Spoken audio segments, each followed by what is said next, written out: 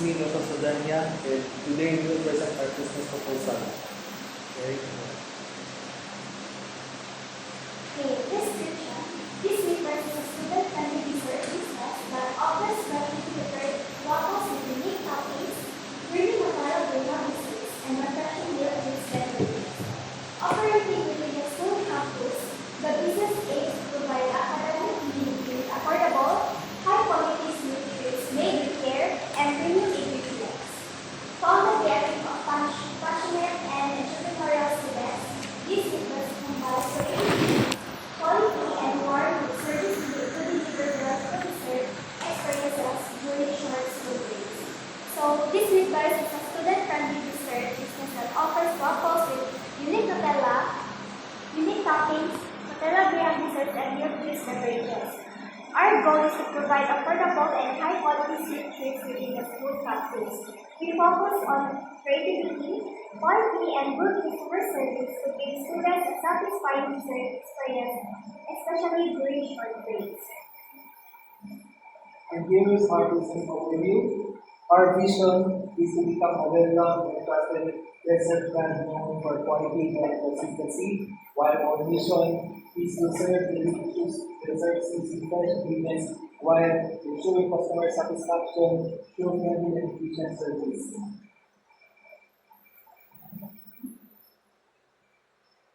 Legal form of ownership. This business will be operated as a partnership form of business organization. This means that the business will be owned and managed by individuals who are given to create capital, skills, and effort to operate the business and share its profits and responsibilities. Profits and losses will be divided according to an agreed upon shared earning and stated in a formal partnership agreement. So this business will operate as a partnership. This means that the business is owned and managed by us as partners. We will contribute capital, skills, and network and share both profits and responsibilities based on our agreement. This setup allows better teamwork and shared decision-making. Here's our product. Our product includes waffle with different toppings such as chocolate with apples and red strawberry, chocolate graham, and cookies and cream. We also offer Nutella graham desserts and milk juice flavors in like cookies and cream, matcha, and taro. All our products are prepared fresh to ensure quality and taste. Our market customer. Our target market is students aged 13 to 18 years old as they are the main consumers who frequently buy snacks during school breaks. Our secondary market includes teachers and school staff who also look for convenient and quality snacks. Since our business is located at the River Restaurant, the school campus, we have direct access to our customers, making it easier to attract regular buyers and build customer loyalty.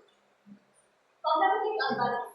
Sweet Bites has several competitive advantages. First, our product are freshly prepared and like pre-packed snack. Second, we offer affordable pricing that fits students' budget. Third, we provide fast and friendly service, which is important during short break times. Lastly, we maintain proper cleanliness and food safety, which helps build trust among our customers. So, marketing strategy. Our marketing strategy focuses on simple but effective methods. We use attractive signage to catch attention within the school. We also promote our products through social media by posting photos and videos. Word of mouth is very important as students often recommend products to their friends. Additionally, we plan to participate in school events and offer promotions to increase visibility and sales. Our operational plans. Our operation are designed to be simple and efficient. The process starts with preparing ingredients, followed by taking customer orders, then we then cook and assemble the products before serving them. Cleanliness and organization are maintained at all times. Our location inside the school allows us to operate conveniently and serve customers pleasantly during school days. For suppliers, this requires stores its material from pro-based suppliers. An online supplier from TikTok Shop, Mr. Negosyo will offer powders and toppings, and a robust ingredients. These suppliers are chosen because they are reliable, affordable, and ensure a steady supply for daily operations. And to conclude, the Basic Bites is a practical and profitable business that meets the needs of students and school staff. With strong demand, strategic location, and affordable products, we believe it has high potential for success through proper management, quality service, and continuous improvement. Basic Bites will grow to become a trusted desert bar in the school community. And that's our presentation from Wow, very good. Oh, Joshua is really presenting as well as the members of the group, Alexa and Kyla. So now I will turn you over to our panel for their comments, suggestions with regards to your business that you will be implementing this coming first semester. Okay, thank you for your presentation. Like the other groups, we will be commenting on your paper to make it or to improve it so that when you implement this business, you are well guided because the business plan will be your blueprint in achieving your desired profit and a set although I know you all also have your own desired profit, but the quota given by the program here is 30,000 per month. And I guess with all the strategies that you have lined up to make sure you have people go into your business, you'll be able to achieve this. First, I'd like to ask you why the choice of this products instead of other products like lunch, bucket snacks, yeah. We choose this product because our customer is student teacher and they like our product and we parents every day that they like our products and they said that why you like paano like kailangan ko marami po kami madami maluto kasi mauubos po kasi siya at last. Why not give from a lunch?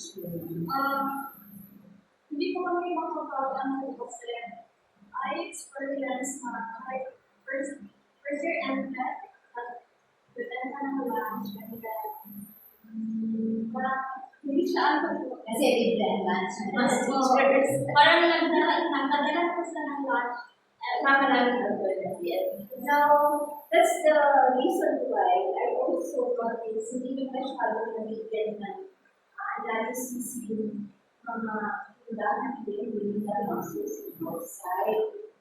Although minimal lang naman yung mga projected sales nito. Pero it would have been better kung grounded siya sa competitors na marami rin kasi bumibenta nito. May sabi doon, so marami silang choices. This is the thing that you're going to work on when you start selling. Paano nyo makaka-capture yung market nyo? And I would also appreciate it. You can get the population of IDET, population of college, your employees, and then set a target. Ilan sa kanila ang i-invite nyo na mamili, no? Based after the experience nyo na and alam nyo ano gusto nila. I would suggest na mag-try naman kayo ng ibang pagkakas. Wala na sa mga kalito nila sa loob. Wala.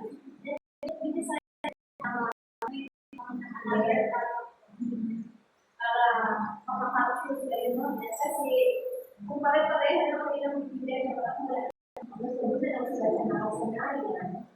So, hindi ko and nakakaroon ka ng iba na pwede. So,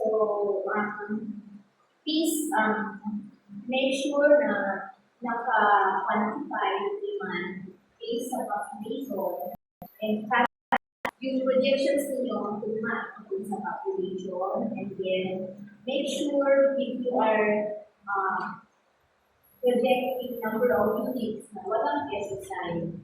Ang galing yung peso sign.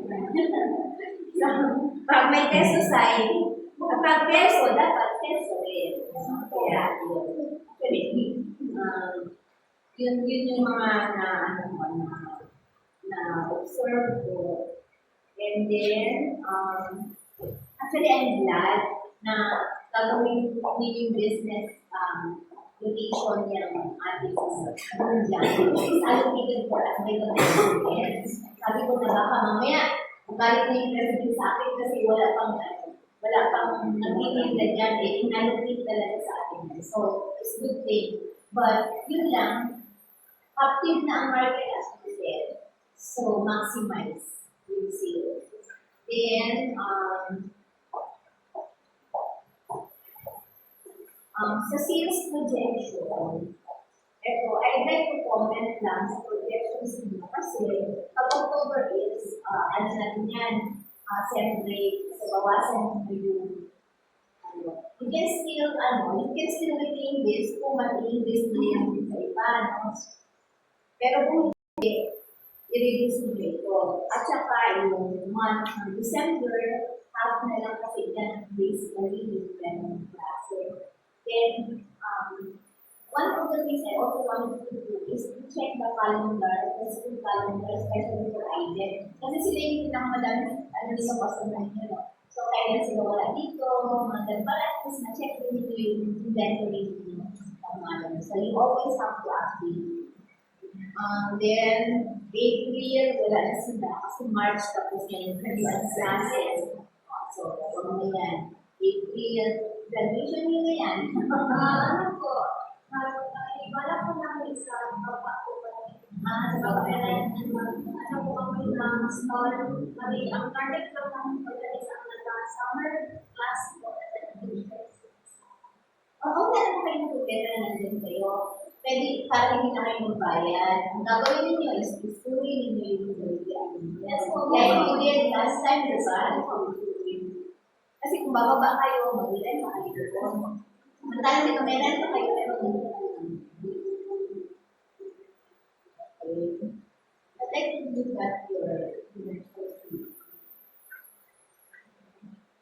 So may sweldo, sinusweldohan niyo ba yung mga tao mo? O kayo, sinusweldo kayo?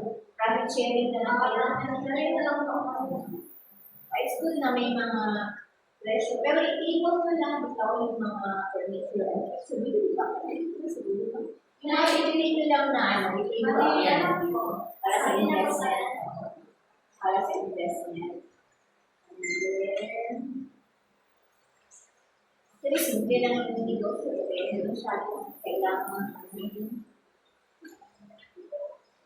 you just follow the format. This is a presentation, no? Para maganda naman siya when you bind to your business and make your voice.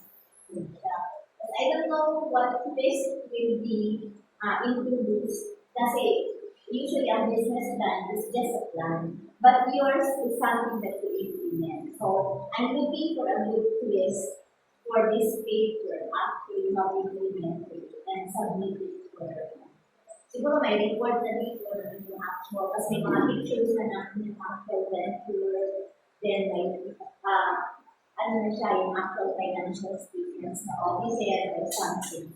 Para at least iba naman, yung dating na yung sa mga business plan na hindi i-implement na just for the requirement. I hope si Macbeth is nakikinig. Si Macbeth ang In connection to that comment, because it's very interesting, if pag naman sa financial aspect, makita na yun, baka hindi siya 1 year, kung kunyari it will just take them around 8 months or 7 months, na makita nila ang actual figures. That's not good. That's what it Tapos is they siya. just have to like, for the succeeding years, since di naman good sila makabusiness nila, murag based na lang siya na increase of 10%. Kasi hindi nila yung kanilang projected yung mga and other statements. Yun ang Ano na lang in-expect siguro sa tanang groups mo na kanang actual sales. But the recording, di ba? para ano siya, ma-realize with mga financial statements, there should be a ledger or a journal with ma'am na ma-record din sa monthly amount. Actually, this is what we do with the mga calls na. Okay. Wala siya. Ano na ma'am, nilang submit din po siya for file. Ano ma'am. Doon din natin nakikita yung flow operation. Yung flow na kanilang operation. Kasi makikita doon yung pinood. May sales sila, may sales sila, lahat. Wapo na mga susunod para mailagay natin sa implementation na nila. Kumaki siya, meron na yung question sa inyo. So, hindi ka identify ang population, right? Ano po, wala po yung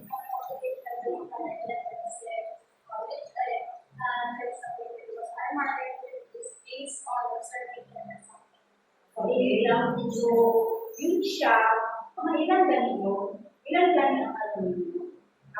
Ang benta, through your experience, based on your experience, magkano ang benta ninyo sa isang araw, last time. Sales per day. Sa Or nagpa ninyo, For me, sa waffle po, it is 30 plus, 30. In pesos. In pesos. Pesos na. Pila man pag maghihap na o halin in a day. O dapat na siya. Ay, nabali sa waffle ako yan. Sige daw, waffle lang. Sige, sa waffle. is magagal siya o 1.5. Kasi sa daw. Ako, nabawin na ako ang pakiwala ko sa isang araw. Pero kanang 1.5 day mo, half day ra na. To think half day na pag Tingnan mo, malaki gani ang ano yan, hindi lang ang pag-anak. Kung mixer, di ba makukubo ba? Tapos, imagine na 50% ang kanilang 20 days month sa waffles pa lang, mag-meet na nila yung quota month.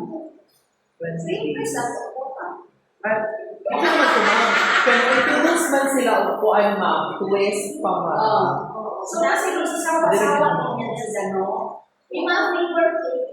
tsaka yung other products, ano yun talaga? Kasi, syempre, kagaya sa inyo, di ba? Hindi na talaga, kaya wala sa kapon. Yun yung titignan ninyo. It doesn't mean na, nakakota na may cake, ano lang man, hindi yung anak ng negosyo. So, the more na, ano kayo, so, yung mga, mga bata, balik pa rin sa inyo. Ang lalaki kayo ng white egg. Yun naman. Apil na sila sa kuan, baligyan nila JP pa. White egg. 5 days per Sunny day. side up. White egg. Ganun lang. Si Ma'am Benito, dito, yun lang ang product. Kasi yung mabalik-balik. Gusto ko sarap. Gusto mo sarap. Kaya imagine ka, 7,000 ang motivation natin. Hindi man yan everyday ang input. So, kahit na yan ang binibenta mo, gusto ko sarap. Kita mo yung nila. So, mabili na kayo First ingredients ni mo sa waffles na ito eh. Yes. Also, kila JD na kung Yes, palit. Para mo palit food sila Tapos sa maglalakad kayo ng kabila. Marami nang magbili yung nila. Ganda man kasi ang nila kasi nagabubuka, hindi kagaya yung sa atin na pag-umawa tayo no, hindi natin dinamixer, no? Sa kanila, dinamix yan, para mabubuko siya ba? Kaya nag-doble yan kanina. Imagine ka, half day lang, mabawi mo na ang kapital mo. 1.5 bilog po. Makisosyo kami. Ay, Magkano ba ang capital dyan? pwede ba kami makisosyo? Kaya kailangan cash. Hindi nyo ipapa-utang. Okay, Josh ha, cash mabayad. Kung sino yung galing siya sa akin, hindi ko na bayad. Sa akin. Wala talaga. Siya yung mismo. Siya dahil magkaon. Tapos, Sabi niya na, hindi ko pa nagbayad ha. Ako hindi ko bayad.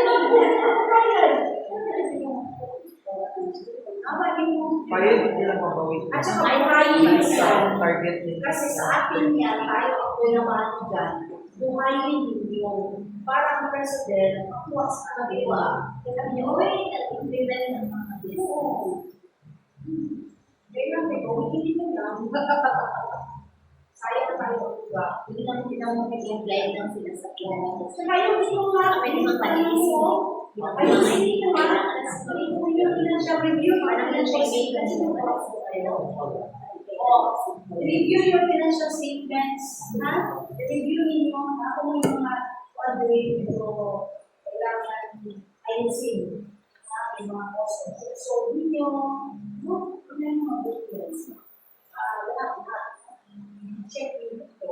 For some stuff, yes, you want to sustainability ng, no?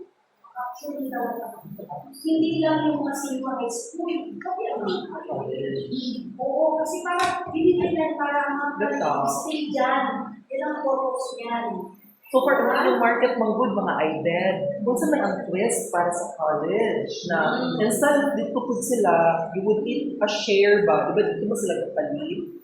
Ang twist. Magpapapawid, parang kayo dyan, nag-quiz kayo, meron mga, di ba, mga bunot-bunot. Ano po mga marketing strategies na Yung mga i-implement? yung mga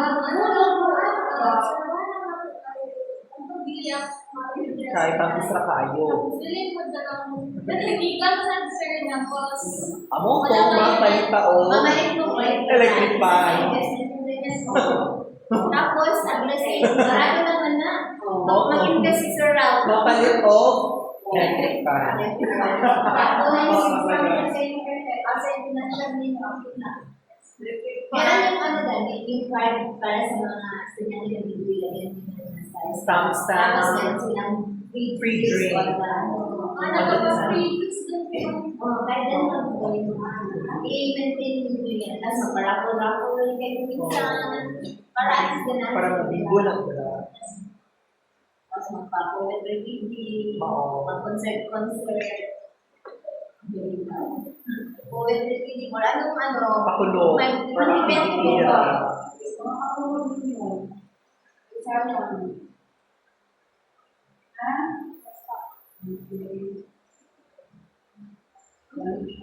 Malaking investment.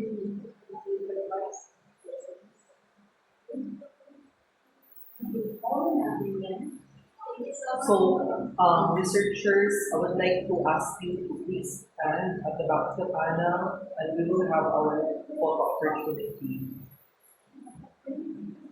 With Aliyah again.